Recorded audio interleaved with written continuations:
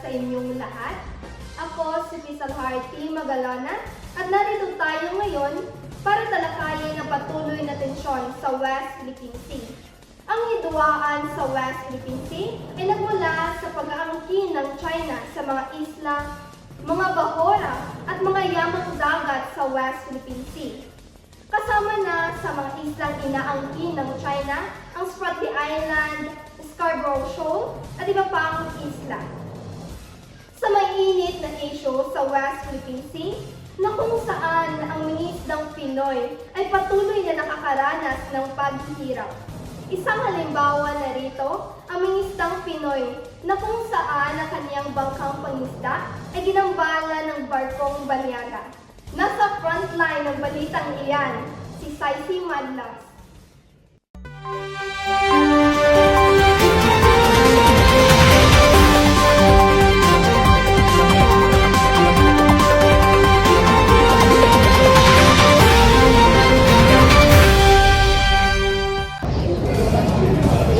Ngayon, narito tayo sa West Philippine Sea kung saan ang mga Pilipinong mangingisda ay humaharap sa malaking hamon.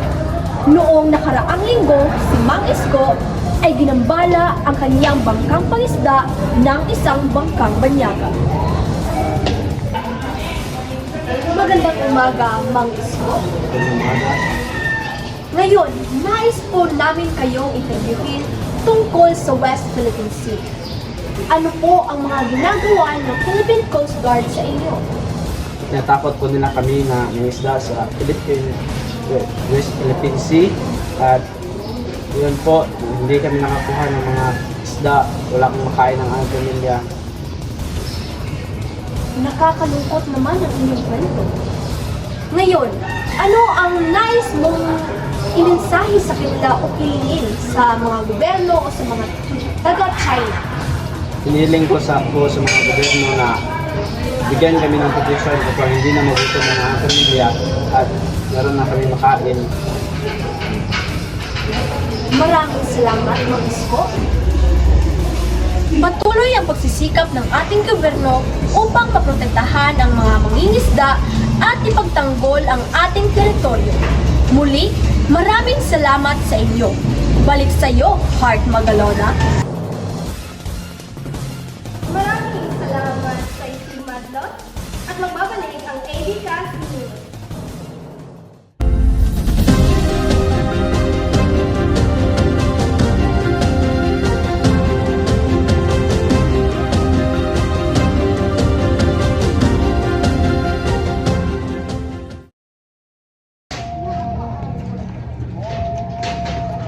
Hoy! Wag mo yan!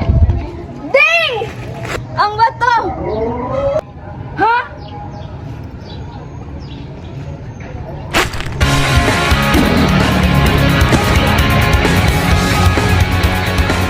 Darna! Mentos, the fresh maker.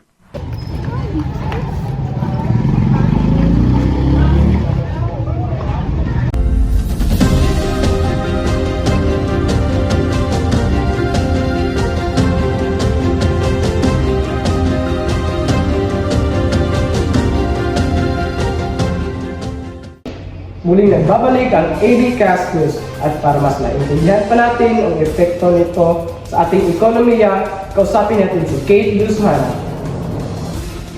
Ang hindi pagkakaunawaan sa West Philippine Sea ay may malaking epekto sa ekonomiya.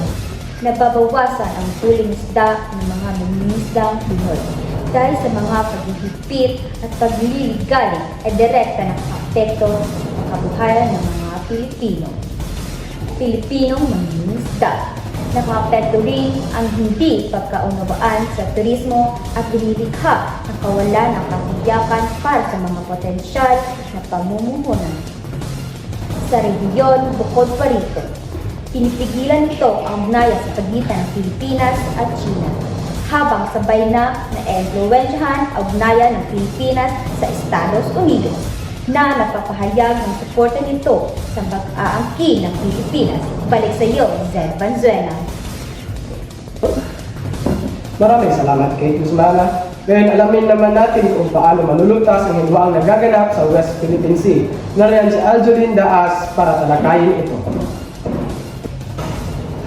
Ang pamahalaang Pilipino ay nakatuon sa mapayapang paglutas ng hindi pagkakaunawaan sa West Philippine Sea sa pamamagitan ng mga diplomatikong paraan at alinsunod sa batas internasyonal, lalo na ang UNCLOS o United Nations Convention on the Law of the Sea at EEZY o Exclusive Economic Zone.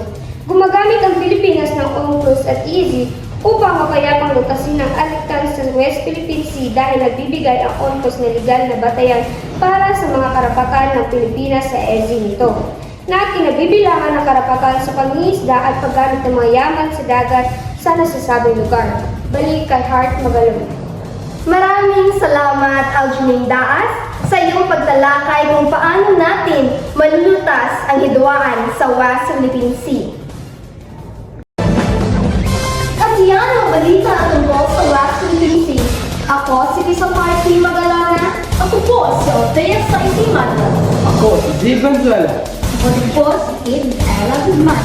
At ako naman po si Aljoline Daas. Ito ang EBICAS News. Walang pinoprotektahan, walang kinikiningan. Walang kasinungalingan, serbisyong totoo lang. At dahil hindi naputulog ang balita, Nakatuto kami 24 oras. Buong puso para sa Pilipino.